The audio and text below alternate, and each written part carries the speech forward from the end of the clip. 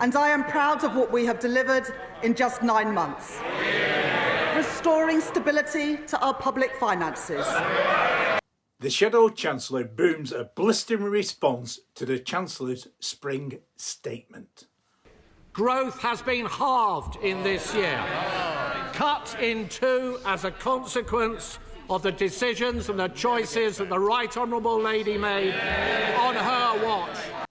Growth is static at 1%. A technical recession looms. Gloom and doom is all around, but the Chancellor is optimistic. The Shadow Chancellor is having none of the smoke and mirrors rhetoric, putting the blame firmly on Reeves' heavy, weary shoulders.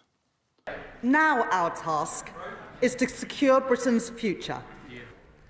At the same time, the global economy has become more uncertain.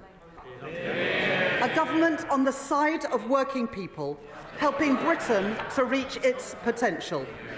Defence is our number one priority in this unstable world.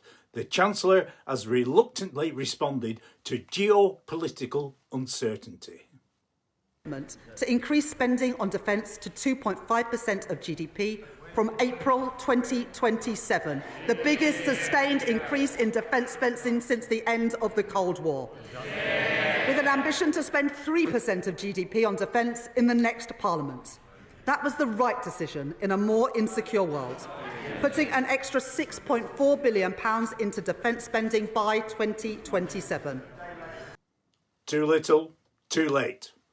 Let us listen to what the Shadow Chancellor has to say. But the Right Honourable Lady, Mr. Speaker, says, of course, that none of this is her fault. It is the war in Ukraine. It is President Trump. It is tariffs. It is President Putin. It is the Conservatives. It is her legacy. It is anybody but her. Well, what the British people know, Mr. Speaker, is that this is a consequence of her choices. She is the architect of her own misfortune.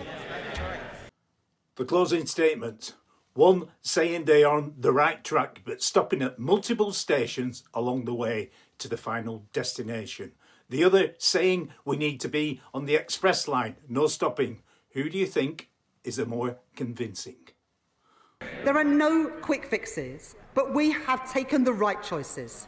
Returning stability to our economy after years of mismanagement by the party opposite.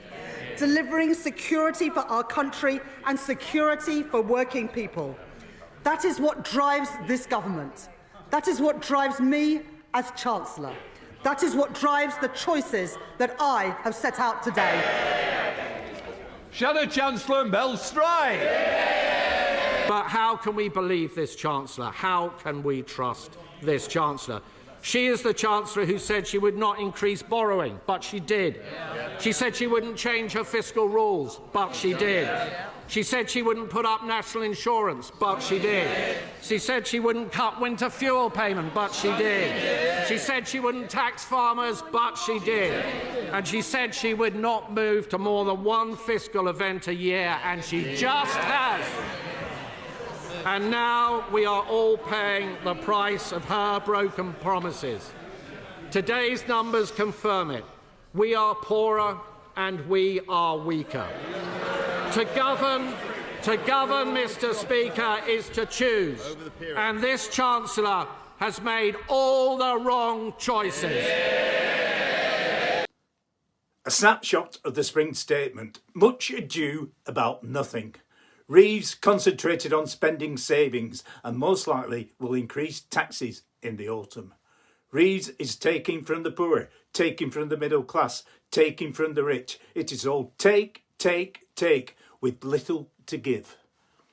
Reeves has a sombre, deadpan delivery, mired in doom and gloom, making all our lives as miserable as possible.